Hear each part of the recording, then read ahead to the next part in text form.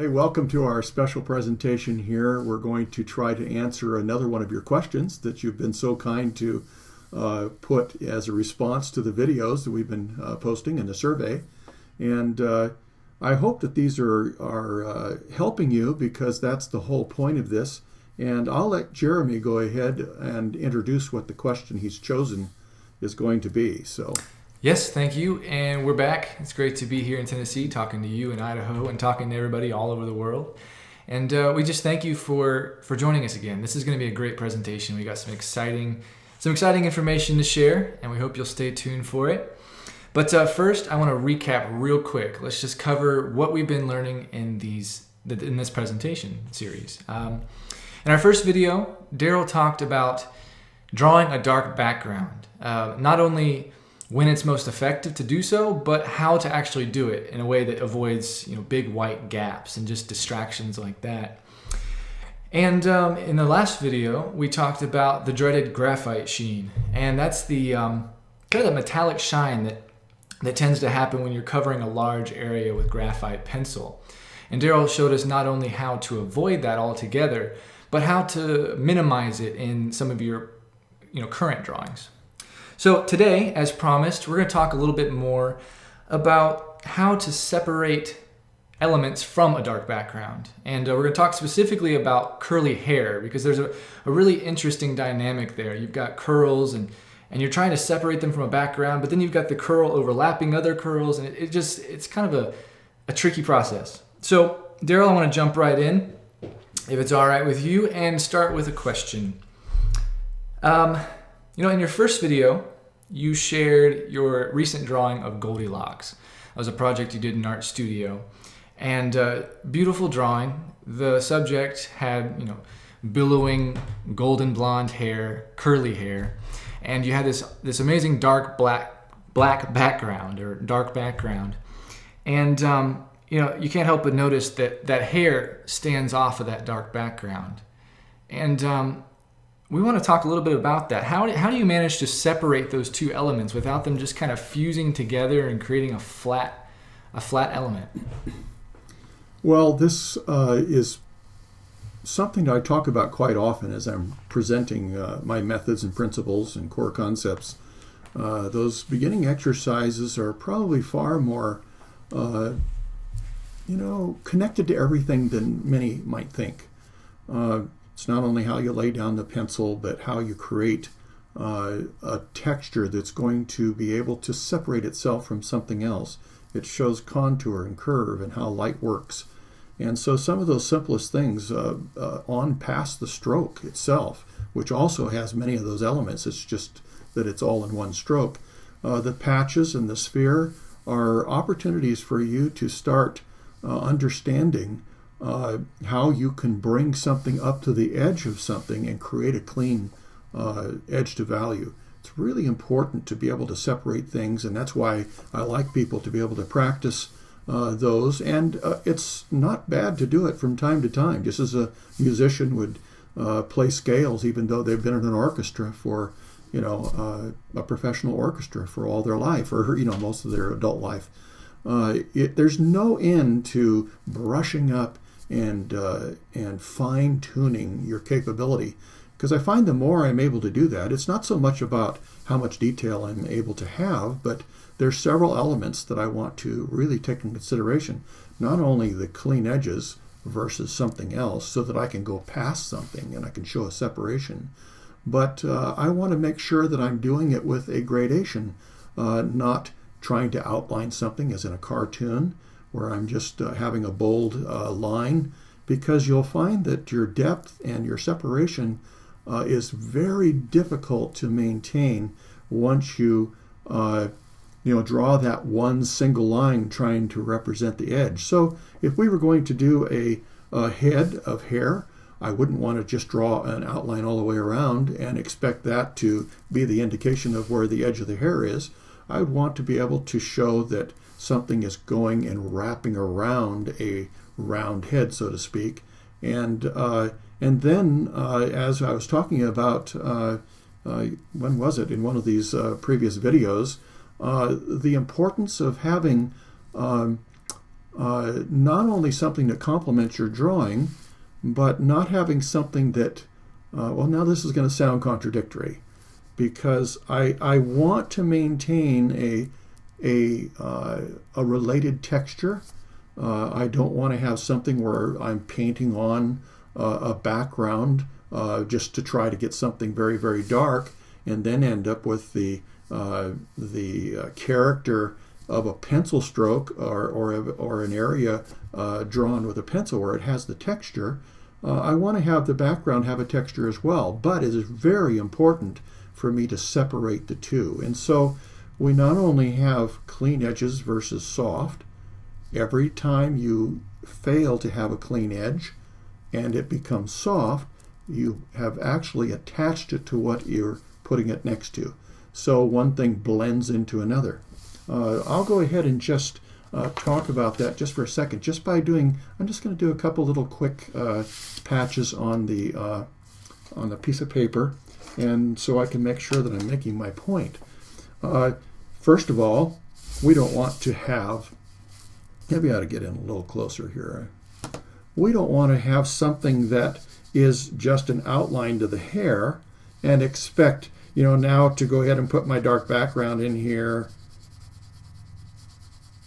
And I only am depending really on this. I may have other, crude, or, I'm not saying it's just a mess, but whatever, these two textures together aren't going to work, partly because I have a line.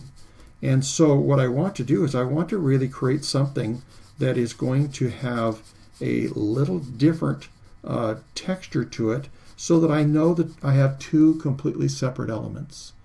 Now, I talked to you the other day about the fact that I want to be able to have a texture because of the paper, but that's different than having two of the same texture. So you can see the benefit of me not coming in here again with a line out here, and I'm not careful about filling in the gaps, and then I expect to be able to show the hair, and it just gets confusing. And then if I have this dark outline representing the edge of my hair, and something else isn't quite the same, and that's so exacting, I don't have a chance to separate it that way, because I have that undedicated line. When I'm talking about a dedicated line, I'm talking about whenever you have a line, an edge, I'm talking about make sure you know which way the shadow is falling. And so that's really important, and that solves the problem so often in so many instances. So I don't want to just make a line representing an edge to value. I want to have something that has a gradation, because that suggests that something's getting darker or is a completely different surface than what I'm working on over here. So now the other thing is that I want to be able to have a contrast in contrast. Does that make sense? There's three major contrasts. There's contrast in clean edge versus contour. That's soft. That's when I'm coming away and I'm fading it away. Let's just look at that again. If I had a background here and I didn't have this nice clean edge, and I still wanted to have a darker background, and it's very similar to this, look at how it's going to get very confusing. And every time I have no clean demarcation between those two completely different dimensions, I'm going to have it blend together. That plays out all over a drawing, all over your subject, whether it's a shadow being cast by a chin or an earlobe or something going underneath hair or around behind. If you don't come up with something clean, well, it's not going to separate, and we're not going to be able to say what's behind. It's kind of a key question. And so if I am looking at the hair, it's very possible that if I want to have a dark background, it's going to be like so, where I'm going to actually have two separate values. If I have lighter hair, then I'm going to be depending on the fact that I still have a clean edge, and it's like I demonstrated in one of the last videos. I can't remember which one it is. They're all running together. But if I have light hair, I'm just going to have to still make sure that I have a clean separation between this. If I get out here and I have it just softly going away, I'm still going to blend into a white background. Now, when I have a nice clean background like this, an edge to value, you'll hear me talk about this so often, an edge to value. When I have a nice edge to value, now when I come out and I put some of those natural hairs that happen to be going outside of the perimeter of that the edge of the head, I can do that and everybody knows what it is because I'm setting it apart. If I was having a dark background and I was going to want to have an extra hair out there, then I would come out here with something lighter and show a highlight. It's catching a little bit of a highlight. Now, the different values are going to be really important. I want to really take into consideration what it's next to. And so we have the difference in a clean edge versus a contour, the difference in contrast, and then the difference in texture. Those are all three that are very, very important. You can see how if I'm careful and I create a different texture, I'm going to be able to separate it that way. And if I have light working for me and I have a clean edge, I'm going to be able to show that this is farther behind. But then when I get over here with this lighter one, I can show the same thing. I just still need that clean edge like I had over here. It's just reversed. But these are very, very important things that play throughout a face or hair. And I love the differences in textures. To be able to show exactly where the hair is falling across the face or maybe at a temple or the hairline, and show a difference in texture from the forehead or the side of a cheek, that is invaluable to me. Those are worth, I want to be very, very careful and make sure that I'm taking advantage of those wonderful opportunities to show depth. And so pay attention and go through, if you have a chance to take the free lessons or follow me on the 5-pencil method at all. I think you'll probably have an opportunity to see these exercises. They're great to be able to fine-tune and find out, okay, if I'm creating gaps, I've got to adjust my stroke. If I'm landing on and off with a nice taper, that's a great thing too, because then I can come in seamlessly and continue on without having, something like this, and it's all going together with crude ends and blunt ends and harsh strokes. And so it's really good to be able to get your stroke down, be able to place it side by side with other strokes to create gradations and values, and then be able to create a difference in texture so that you have something completely different, whether it's light or dark, and then not blend them into the background. So if I have a background, I want to make sure I don't have a lot of lines, just like what we did yesterday or the day before. I want to be able to come from a number of directions and be patient, be able to fill some of those gaps and some of those lighter areas that I might see. And if I see something, I just come in there and take a nice airy stroke and be able to match it up with the rest of it. Now I have something completely different than if I were to come in here and I were to put hair, because my hair would be, something that's a completely contrasting texture. Now, some of these same elements go into hair as well. If this was wrapped around and I had bright places within a dark head of hair that are on the shaded side of the head, that it just isn't going to do. And so really what I want to be able to do is I want to take areas and create places that are past, always looking for opportunities to go past something to create depth. So I come in here and I may show a gap between a couple hairs. Then when I come in and I can brush or else put some more strokes on there, I can tone this white down and show that it is actually in the shaded side of the head. And so it isn't quite so bright. I really want to pay attention to value when I'm trying to suggest depth and contour and how light works in my drawing. So anyway, it might get a little confusing because it's an awful lot of stuff that I've thrown out there. But there's so many things that are connected. You'll find that some of the things that didn't seem to make any difference are going to be those things that are going to push your drawing to a whole nother level And somebody's going to be able to say, I don't know how you did that, but wow, that works. I feel like I can touch it. Depth and that 3D illusion is just a wonderful thing. And again, as I said before, we get to do this on a flat piece of paper. It's amazing how many ways we can create this illusion that you can actually feel what we have on a piece of paper.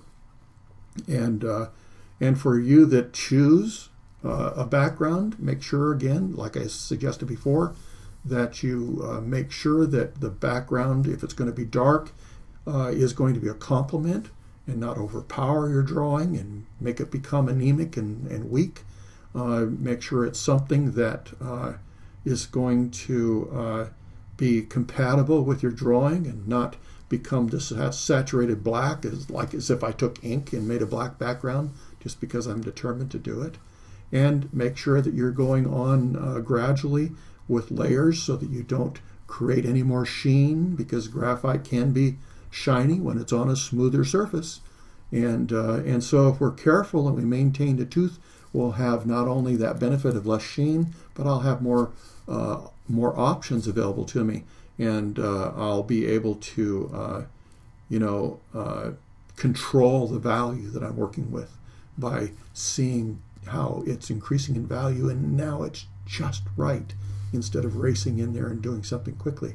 I think often most of the things that we struggle with are because we maybe didn't know how to do it in the first place, and the other part is that we just didn't have patience, and sometimes that comes from not realizing what the potential is. Once you realize what you're able to accomplish, you can there have more enjoyment and patience in trying to achieve that outcome. So I hope this helps you a little bit. I kind of went back and forth there a few times, but there's just so many things that are attached when I'm drawing, and I'm trying to share as many of those things as I can with you, because I think it's much of that can become natural. Now you can take a look at your reference, whether that's a live model or a reference photo, and have the opportunity to just see how you want to interpret it, because you already have the natural ability to lay the pencil down, to naturally think and look for certain things. So being able to see and then being able to do is going to be your great opportunity. So hope that makes it clearer. It does. It definitely does. And you mentioned a key word there that I've heard from you a lot, but I think it really is key, and that's patience. And you also mentioned that patience leads to a new understanding or an understanding of what you're actually able to achieve. And that's a pretty awesome thought, that if you can just have patience, you can actually see what your true potential is. Yeah, and on several levels. Not only do you need patience to accomplish something, the drawing isn't going to draw itself. You can't just throw down some graphite on the paper and hopefully over hours, if you go away and go shopping or go to sleep and get up the next morning, it's not going to have rearranged itself. It's all up to you and the effort you're putting into it. So I'm trying to give you those keys so that you can, again, know how to accomplish some of these things, and then practice. The more you do it, the easier it's going to become to have these things become natural, instinctive, and then you can, like I say, concentrate more on what you want to do as far as interpreting your drawing. Say, oh, here's the light, I'll do that. Oh, here's the clean edge, I'll do that. And start really realizing that you have the ability, even in a simple way. I often say, even the simplest drawing could become dynamic if you follow some of these principles. So be patient, and if you're not willing to put the work into it, you can't expect it to improve. And so that goes with experience and that particular picture you happen to be working on, that drawing. So yeah, sorry I went off. I'm passionate about what I do, and I guess I could talk all day, and I'm trying to put things down into a synopsis that everybody can understand quickly. And yet it's been a wonderful experience to have these opportunities. We have many videos available, and it's given me an opportunity to just talk everybody through the process, plus demonstrate it. And I think there is just a wonderful experience in that for me, and I hope it is for you too, that you can understand the mindset and what I'm thinking about as I'm drawing. So. Well, your passion definitely shows for sure, and I appreciate it, and I'm sure others do too. And we hope you've gotten something out of this series, and hope you're able to learn some skills that give you the confidence to tackle a project like this. Like I said at the beginning, we heard a lot of horror stories from people who wanted to draw a dark background but ended up ruining their entire portrait. All that long, hard work just went to waste because they ruined the background and they weren't able to salvage it. So I hope you learned something from this and you're able to take those skills and have a little more confidence. And I want to take this opportunity to real quickly introduce an opportunity for you guys to actually take these skills a little bit further. We touched on it briefly, but Darrel, in your art studio class recently, you did do a step-by-step tutorial with your students on how to draw a portrait just like this, and we talked about Goldilocks, and I just want to let everybody know that is going to be available pretty soon. We're working on it right now, getting it all wrapped up, and that series will be available, and we think it's going to be an awesome opportunity for you to test your patience, essentially, but to just keep practicing these skills and get them cemented and grounded, and so you can approach any new drawing confidently. And with that one, we had a chance to, go through some thinking processes to decide what would be best, and also have an opportunity to look at two options, so that we could, in the future, have some experience and know: do I want a dark background? Do I want a light background? And what's going to happen? What are we going to have to compensate? How are we going to have to adjust? So it's good to think about these things. I know it's nice to interpret something as you go. Sometimes that's going to happen. But it is also nice to just avoid something that you realize is not going to work and wouldn't be appropriate for that particular subject. And so often I've taken the backgrounds off of my drawings just because I like to have as much attention on the subject and what I'm trying to do with that as possible. So that particular one I think was good because we had a chance to see how well it worked without a background, and then we went ahead and added one in. So it was a lot of fun. Yeah, and Darrel, this the Goldilocks project that we did together in Art Studio, I think we spent, 17 weeks? I have no idea. I lose track of time. Right. But it went by quickly because it was such an in-depth tutorial, and there's so much to learn. And it was incredible to see what the students were able to accomplish. I know at the beginning, quite a few of them were saying, "Oh, this looks impossible. I don't even know if I want to tackle this. I've never done curls. I can never do it."